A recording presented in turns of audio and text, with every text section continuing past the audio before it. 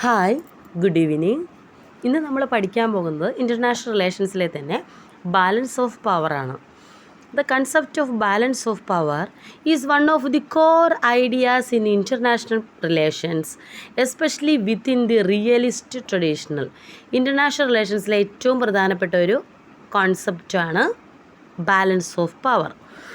Balance of power refers to a situation in which power is distributed among states in such a way that no single state is strong enough to dominate others.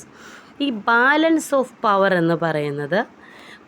എന്ന് പറയുന്നത് അധികാരം എല്ലാ രാജ്യങ്ങളിലും distribute ചെയ്തിരിക്കും. അതുകൊണ്ട് തന്നെ എല്ലാവരുടെ കയ്യിലും പവർ ഉള്ളത് കൊണ്ട് അവിടെ ഒരു സിംഗിൾ സ്റ്റേറ്റ് അല്ലെങ്കിൽ ഒരു രാജ്യത്തിന് മാത്രം ആധിപത്യം സ്ഥാപിക്കാൻ പറ്റില്ല. കാരണം എല്ലാവരും തുല്യ രീതിയിലാണ് ആ പവർ മെയിൻറ്റെയിൻ ചെയ്തുകൊണ്ട് പോകുന്നത്. In simple terms, it is a system where states maintain equilibrium to prevent hegemony. ഏതെങ്കിലും ഒരു രാജ്യം തങ്ങളുടെ മേൽ ആധിപത്യം സ്ഥാപിക്കാതിരിക്കാൻ ഒരു ഇക്വിലിബ്രിയം എല്ലാ സ്റ്റേറ്റും മെയിൻറ്റെയിൻ ചെയ്തുകൊണ്ട് പോകും. ഇനി ഡെഫിനിഷൻസ് ആണ്.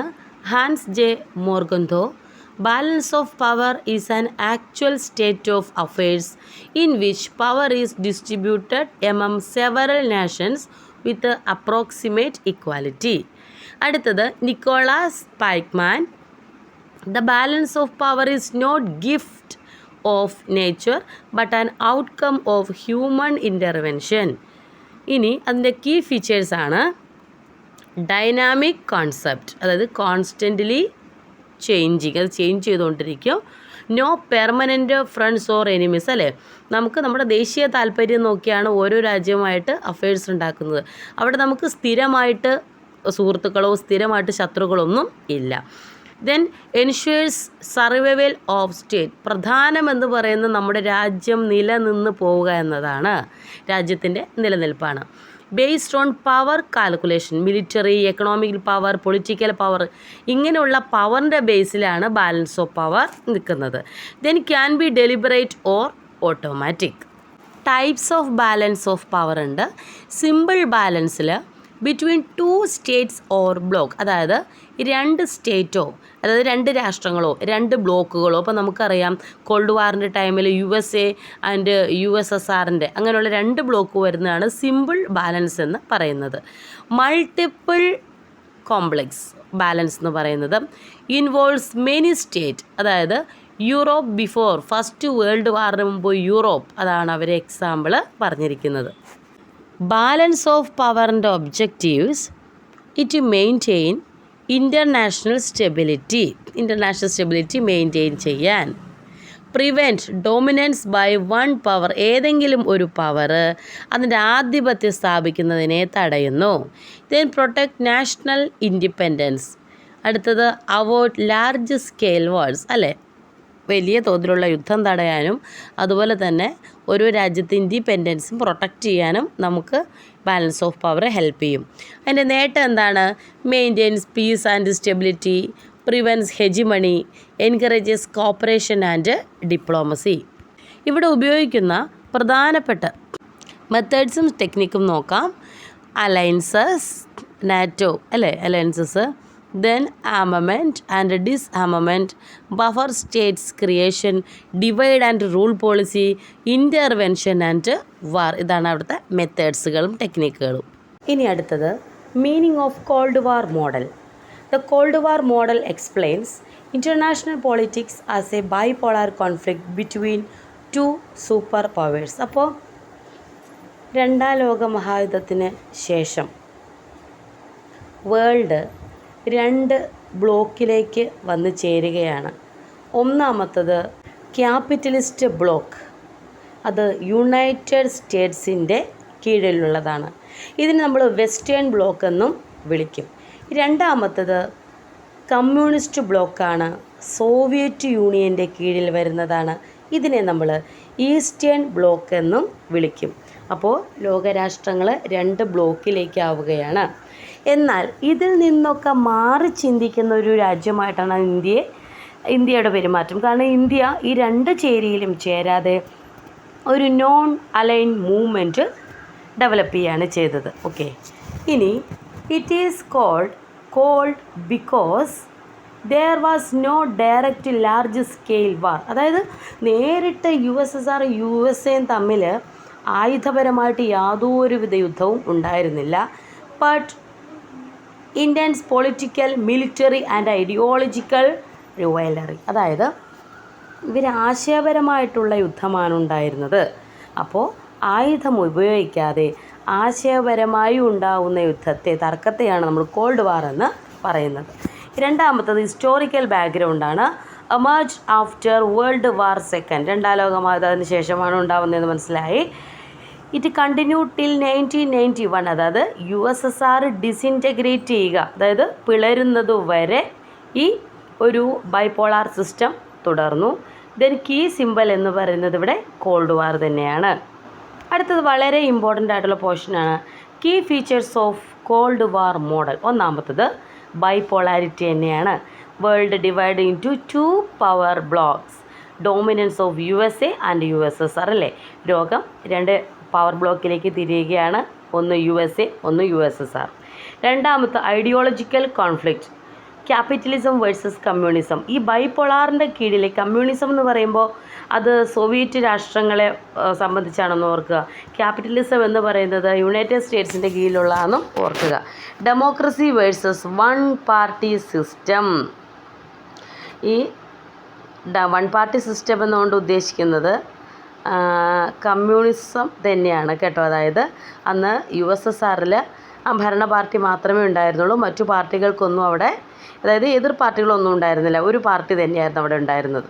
Then arms race, nuclear weapon competition, then concept of mutually assured destruction. അപ്പോൾ അതേ സമയത്ത് തന്നെയാണ് ന്യൂക്ലിയർ വെപ്പൺ, ഏറ്റവും കൂടുതൽ ന്യൂക്ലിയർ വെപ്പൺ ശേഖരിക്കാനുള്ള competition. Then proxy wars, indirect wars in third world കൺട്രീസിലുള്ള ഇൻഡയറക്റ്റ് വാർസ്. പ്രോക്സി വാഴ്സ്, അതായത് എക്സാമ്പിൾ പറയുന്നത് കൊറിയ, വിയറ്റ്നാം, തേർഡ് വേൾഡ് കൺട്രീസിൻ്റെ ഇടയിലുണ്ടായിട്ടുള്ള ഇൻഡയറക്റ്റ് വാഴ്സാണ്. അടുത്തത് അലയൻസ് സിസ്റ്റം, മിലിറ്ററി അലയൻസ് ആണ്. അപ്പോൾ USA ബ്ലോക്കിൽ വരുന്നതാണ് നാറ്റോ, സീറ്റോ, സെൻറ്റോ ഒക്കെ.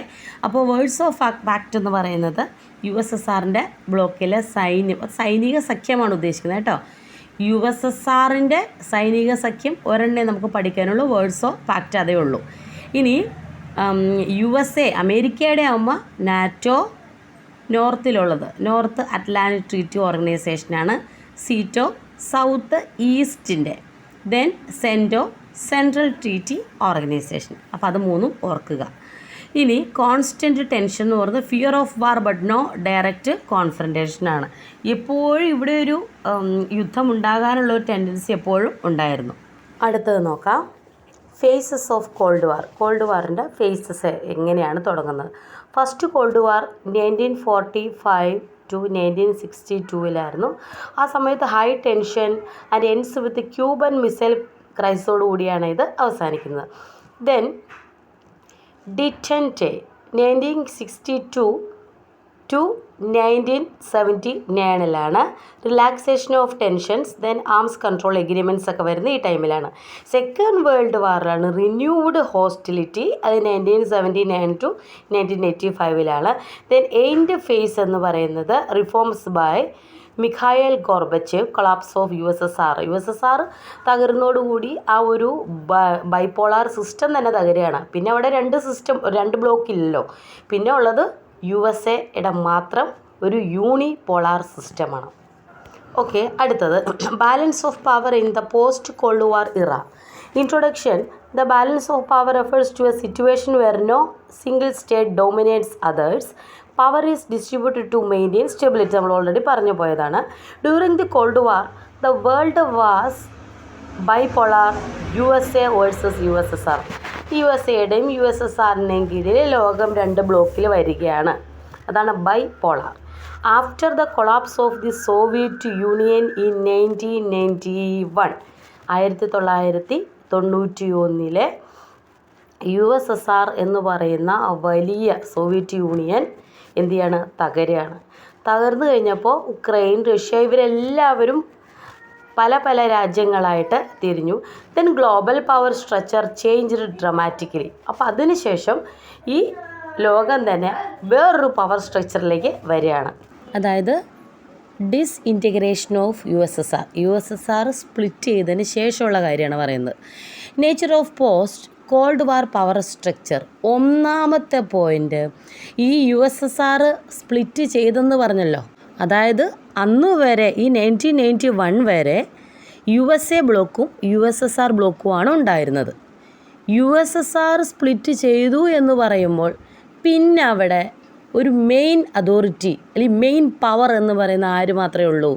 യു എസ് എ ഉള്ളൂ. അപ്പോൾ ഒന്നാമത്തെ പോയിൻ്റ് യൂണിപോളാർ മൂവ്മെൻ്റ് ആണ്. The United States emerged as the sole super power. ഈ ഒരു സർക്കംസ്റ്റാൻസസിലാണ് യു എസ് എ ഒരു സൂപ്പർ പവറായിട്ട് എമർജ് ചെയ്യുന്നത്. This period is often called unipolarity. അതായത് തന്നെ വെല്ലാൻ ആരുമില്ലാത്ത ഒരു ടൈമിൽ ഈ യു എസ് എ ഒറ്റയ്ക്ക് ഒരു പവർ ബ്ലോക്കായിട്ട് മുന്നോട്ട് വന്നല്ലോ. ആ അതായത് ഒറ്റയ്ക്ക് തന്നെ തോൽപ്പിക്കാൻ ആരുമില്ലാത്ത ഒരവസ്ഥ ലോകം മുഴുവൻ ക്രിയേറ്റ് ചെയ്യാനായിട്ട് ഈ അമേരിക്ക സാധിച്ചു. അതിനെയാണ് നമ്മൾ യൂണിപോളാരിറ്റി അഥവാ യൂണിപോളാർ വേൾഡ് എന്ന് പറയുന്നത്. യു എസ് ഡൊമിനേഷൻ എവിടെ? മിലിറ്ററിയിൽ, എക്കണോമിയിൽ, കൾച്ചറിൽ ഒക്കെ യു എസിൻ്റെ ഡൊമിനേഷൻ വരികയാണ്. അതായത് നാറ്റോയുടെ എക്സ്പാൻഡ് ചെയ്യുകയാണ് നാറ്റോ എന്ന് പറയുന്നത്. എന്താണ്? North Atlantic treaty organisation. Then global capitalism വരികയാണ്. അതിനുശേഷം കൾച്ചർ സോഫ്റ്റ് പവർ വരികയാണ്. സോഫ്റ്റ് പവർ എന്ന് പറയുന്നത് നമ്മൾ ഫുഡ്, അതുപോലെ തന്നെ ഡ്രസ്സ്. അപ്പോൾ ആ സമയത്ത് ഒരു ബ്ലൂ ജീൻസ് എന്നൊക്കെ പറയുന്ന എക്സാമ്പിളാണ് പറയുന്നത്. ബ്ലൂ ജീൻസ് എന്നൊക്കെ പറയുന്ന ആ അമേരിക്കയുടെ ആ ഒരു സിമ്പല് ലോകമാകെ കീഴടക്കുകയാണ്.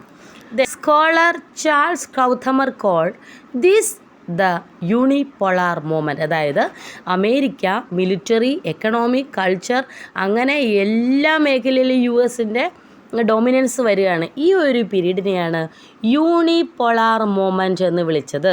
ആര് വിളിച്ചു? ചാൾസ് ക്രൗത്തമർ വിളിച്ചു. ഓക്കെ, നെക്സ്റ്റ് നോക്കാം. Gradual shift to multi polarity.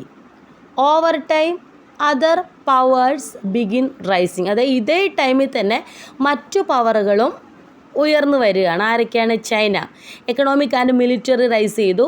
Then Russia, India, European Union. ഇതിൻ്റെ ഭാഗമായിട്ട് ഒരു multipolar world order create ചെയ്യണം. ആദ്യം ബൈപോളാറാണ് പഠിച്ചത്, U S A plus U S S R. രണ്ടാമത് U S S R disintegrate ചെയ്തു പോയി. അപ്പോൾ യൂണിപോളാർ വേൾഡ് വരികയാണ്. യു എസ് എയുടെ ഒരു പവർ സ്ട്രക്ചറാണ് അവിടെ വരുന്നത്. അതിനുശേഷം മറ്റു രാജ്യങ്ങൾ അവരുടെ മിലിറ്ററി, എക്കണോമിക്കിലേക്ക് അവർ പവർ റേസ് ചെയ്യാൻ തുടങ്ങിയപ്പോൾ അവിടെ ഒരു മൾട്ടി പോളാർ വേൾഡ് ഓർഡർ വരികയാണ്. അടുത്തത് സോഫ്റ്റ് ബാലൻസിങ് ആണ്. Instead of military alliances States use international institution and diplomacy. Features of balance of power in post-Cold War era. Absence of clear rival blocks. അതായത് no rigid blocks like NATO versus Warsaw pact.